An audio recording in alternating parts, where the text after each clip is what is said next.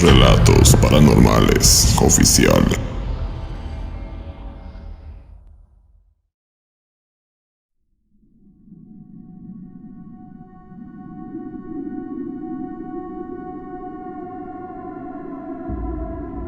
Como carroñeros que son, los buitres se alimentan de animales muertos. Así como carroña fueron cada uno de los hermanos de mi padre. Los del pueblo los llamaron familia de buitres. Bien ganado el mote, excepto ni mi madre ni yo, ya que mi padre falleció en un accidente a los pocos días de la muerte del abuelo Andrés. El reloj marcaba las 12:05 de la madrugada cuando recibí la llamada de mi madre, avisándome que mi padre acababa de fallecer. No hay palabras para describir el dolor de perder a un padre de esa manera, pero más horrible es cuando te enteras que sus propios hermanos recurrieron a las artes oscuras para quitarlo del camino. La codicia en las personas envenena el corazón y la mente de aquellos a los que uno estima y quiere. Cada uno por su cuenta acudió a brujos, chamanes, santeros, a cuantas personas que se dedican a hacer trabajos, todos por su lado tratando de quedarse con los terrenos del abuelo. Aunque a cada uno se les otorgó su parte, la abuela Juana fue la más beneficiada en eso. Pero lo que ellos no entendieron era que al fallecer, ella les entregaría por partes iguales a cada uno de sus hijos. Pero para ellos, la abuela ya era una mujer anciana y no tomaría las mejores decisiones, así que ellos tomaron cartas en el asunto. Antes de continuar con lo que les estoy contando, permítame presentarme. Mi nombre es Arturo Mendoza. Ya tenemos 15 años que salimos del pueblo de donde somos originarios, mi madre y yo. Esto por los eventos que se dieron en la familia de mi padre. Fueron 5 hermanos, 3 hombres y 2 mujeres. Con la muerte de mi padre, pareciera que desde el lugar donde se encontraba, vengó lo que le hicieron, sin dejar a un lado a la abuela Juana, y te voy a relatar el porqué. Como les conté en un inicio, así se dieron las cosas, pero ellos, por desgracia, lo querían todo. Una mujer del pueblo le contó a la abuela que su sobrina era bruja. Era de esas brujas de las artes oscuras, pactada con el señor de toda oscuridad. La tía Oralia acudió a la mujer para que le hiciera un trabajo. Consistía en quitar a sus hermanos del camino para quedarse tanto con las hectáreas, así como el aserradero. Pero no solo con sus hermanos, sino que también a su propia madre. Estos terrenos pueden llegar a ser muy extensos, y con una buena venta podrías pasar gran parte de tu vida sin preocuparte por un mañana. Esos lugares son como si tuvieran una mina de algún mineral, pero la ventaja es que la veta no se termina, porque reforestan el bosque al talar un árbol. Bueno, ya te diste cuenta que la bruja traicionó a la tía, pero la verdad es que Oralia no tenía intención alguna de cumplir su palabra con la bruja. Esta le mandó a avisar a la abuela con la mujer del pueblo que le tenía cierta información de lo que sus hijos planeaban y que aún estaba a tiempo de remediar la situación antes de que la muerte se llevara a la abuela. Algo así se la sospechaba la abuela Juana, así que junto con mi madre y yo fuimos a ver a la mujer que vivía a varios kilómetros del pueblo de donde vivíamos. Creo que a nadie le gusta enterarse de noticias nefastas, situaciones que se ignoran por completo. Lo que para ella eran unos buenos hijos, resultaron ser la peor calaña de las personas, sin escrúpulos y sin amor hacia sus progenitores. La bruja Martina le dijo que ella sabía que tanto mi madre como la abuela no creerían en sus palabras, pero que muy pronto se darían cuenta de lo que era en verdad la familia. Así fuera con otros brujos, estos le confirmarían lo que ella estaba diciendo. A pesar de que hubo eventos, cosas que solo doña Juana sabía, para mi abuela era imposible aceptar lo que le estaban revelando. Le comentó que lo más sano y sensato para ella era vender el aserradero. De no hacerlo, no tendría oportunidad de seguir viviendo, ya que el brujo con el que había acudido, una de sus hijas, le había dado fecha en la que la abuela Juana iba a morir. Ella pensó en don Gastón para la venta, ya que siempre había querido comprar el aserradero y los terrenos. Era el mejor postor para eso. Pero para ello, la abuela pasaría varias semanas dándose cuenta de la actitud que tenían sus hijos. Y eso fue algo que en verdad sucedió. Ellos llevaron a las personas indicadas a la medición de las hectáreas. Gente iba y venía, préstamos en el banco. Para que me entiendan, comenzaron a gastar un dinero que ni siquiera tenían y nunca lo iban a tener, porque todo eso cambió. La abuela nuevamente acudió a la bruja Martina. Ella le hizo el trabajo para que las cosas salieran a favor de ella, y eso sucedió muy pronto. Pero no hay plazo que no se cumpla, ni deuda que no se pague. El día en que el nuevo dueño del aserradero llegó a la casa de la abuela, solo estaban el notario y los testigos presentes.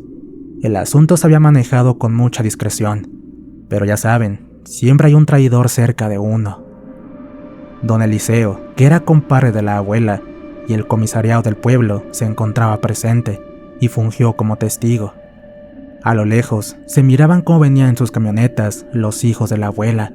Venían a alta velocidad, que parecía que no frenarían a tiempo cuando llegaron a la casa. «Parecen buitres», comentó don Eliseo, al ver como si fueran una parvada de aves llegando a la casa, tratando de impedir que la abuela Juana firmara los documentos. El tío Magdaleno, con voz autoritaria, le ordenaba a su madre que no lo firmara, mientras su mujer y los demás estaban con una actitud de que en cualquier momento saltarían sobre la pobre anciana. Fue entonces que ella le dijo que era una pena lo que habían hecho. La habían empujado a vender todo lo que su marido por años había trabajado, para que sus propios hijos ahora actuaran como rapiñas, tratando de quitarle lo que a ella le correspondía. Fue cuando la tía Minerva le dijo a su propia madre que no estaba bien de la cabeza. Todos la miraban y escuchaban, por boca de cada uno de los hijos de don Andrés, cómo trataba como loca a su propia madre. Mi madre y yo presenciamos tan desagradable espectáculo, todos contra la pobre abuela, pero ella en ningún momento bajó la guardia ante lo que sus hijos, hijas y la familia de estos trataban de hacerla pasar por una mujer que no podía tomar decisiones ella sola, hasta que uno dijo que tenía demencia senil. Pero como don Eliseo era la autoridad ahí y sabía que esto pasaría, intervendría a la orden de doña Juana. Daba asco ver el comportamiento de la familia de mi padre. Lo bueno es que él ya no estaba presente, así como el abuelo, para ver tan repugnante espectáculo. El tío Servando sacó de su saco el documento que supuestamente mi padre le había firmado cediéndole su parte. Sentí las uñas de mi madre clavándose en mi hombro, así como nos había dicho la bruja. Ese era el que le había hecho daño a mi padre y lo mandó a la tumba. Yo tenía ganas de matarlo en ese momento, pero como dijo la abuela, uno a uno iban a caer poco a poco. Ni con la brujería que habían hecho lo salvaría de una maldición de una madre. Era como ver a las aves carroñeras que no dudan en pegarse a la carne de los animales, no soltar la carne podrida que están por comerse. La abuela les gritó a todos que eran como el estómago de los buitres. Todo lo desintegran, son muy corrosivos e irritantes. Pero por más que ella les decía lo mal hijos que eran, parecían inmutarse a las palabras de su progenitora. No les importaba el daño que le estaban ocasionando, no les importaba lastimarla. Ninguno de sus hijos medía las palabras, los insultos. Lo peor que puede hacer un hijo es llamar ladrona a su propia madre. Fue cuando se escuchó esa palabra que todos los presentes nos quedamos helados, pasmados. Sentí como si un balde de agua fría me hubiera caído por todo el cuerpo. Pero a ellos no les importó ofenderla de esa manera. Al decirle a abuela Juana que ya todos había hablado, tomó su bastón y se retiró. Todos sin excepción miraban a los tíos con asco. Solamente doña Margarita, al salir, le escupió los pies al tío Magdaleno. Ese fue un acto de rechazo que tendrían a partir de lo que había sucedido. A partir de ese día, el repudio hacia esa familia de buitres no se hizo esperar. Tan mal se pusieron las cosas para ellos como no tienen una idea. Yo les puedo jurar que fue la propia abuela, los maldijo y con ayuda de doña Martina. Esos no volvieron a ver su suerte, ni siquiera sus hijos. La abuela nunca se detuvo a pensar por las consecuencias de todo lo que tanto ella como sus hijos hicieron. Como se imaginarán, ellos no se quedaron quietos y recurrieron a su brujo por la ayuda. pero nada de lo que hacían les funcionaba. El primero en caer fue el tío Servando. Este fue el que llevó sin permiso a que midieran las hectáreas. El caballo que montaba se desbarrancó y tardaron 2 días en sacar su maltrecho cuerpo. Los que vieron caer al tío contaban que estaba huyendo de algo. Gritaba como loco pidiendo perdón, que él no había sido el culpable. Pero como las personas ignoraban lo que la familia había hecho, para ellos solo eran palabras incoherentes. Para muchos, el tío Servando había estado borracho, por lo que él mismo guiaba el caballo hacia el barranco. Yo miré el cuerpo del tío Servando cuando lo llevaban hacia su casa, igual de maltratado que el cuerpo de mi padre cuando tuvo aquel accidente. A la semana, la tía Minerva fue asaltada de regreso de unas compras que había hecho en la capital. La siguieron unos hombres justo cuando se dieron cuenta que traía una fuerte cantidad de dinero. Pero la abuela se las guardó por unos meses a los 2 hijos que le quedaban en vida. Déjame decirte que a ninguno de sus hijos, al momento que lo sepultó, derramó una sola lágrima. La abuela parecía una estatua de piedra en cada uno de los velorios, pero en la soledad de su casa sé que lo hizo. Pienso que ella sabía que en cualquier momento se iba a morir, porque fue a la iglesia y se confesó con el sacerdote del pueblo. Esa fue la última vez que entró a dicho lugar, porque ni misa de cuerpo presente le hicieron. Con el tiempo se comenzó a correr el rumor que el tío Servando se aparecía por el lugar donde se desbarrancó. La familia del tío le rogaba a doña Juana que fuera y le perdonara para así poder descansar. La abuela contestaba que así eran los buitres, siempre volando donde estaba la muerte.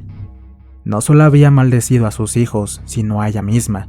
Esto se le notaba, se miraba que sufría, pero aún así siguió castigando a los hijos que le quedaban.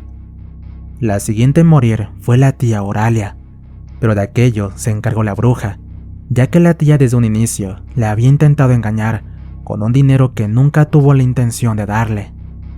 A la tía le dio un paro cardiorrespiratorio, algo raro, pues ella era una mujer sana, pero así son las cosas. La tía fue sepultada rápidamente, sin velorio alguno, por parte de su esposo e hijos. No, la tía no falleció de esa manera, eso fue cosa de la bruja Martina con su trabajo. A la tía la sepultaron viva y ese fue su castigo, un horrible despertar dentro de un ataúd que se encuentra a metros debajo de la tierra. El último en morir fue el tío Magdaleno. Él fue quien puso a sus hermanos en contra de sus padres.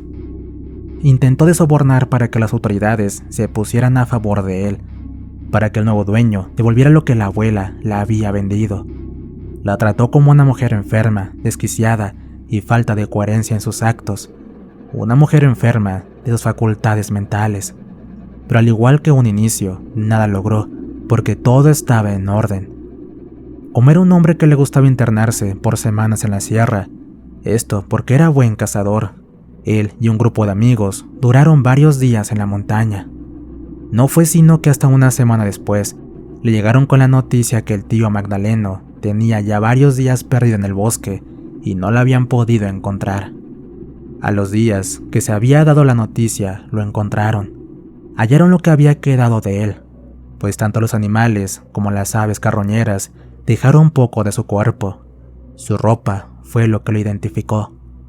La abuela dijo que con él había acabado la familia de buitres. Nietos y demás familia le volvieron a dirigir la palabra a la abuela. Algunos se fueron, otros aún viven en el pueblo.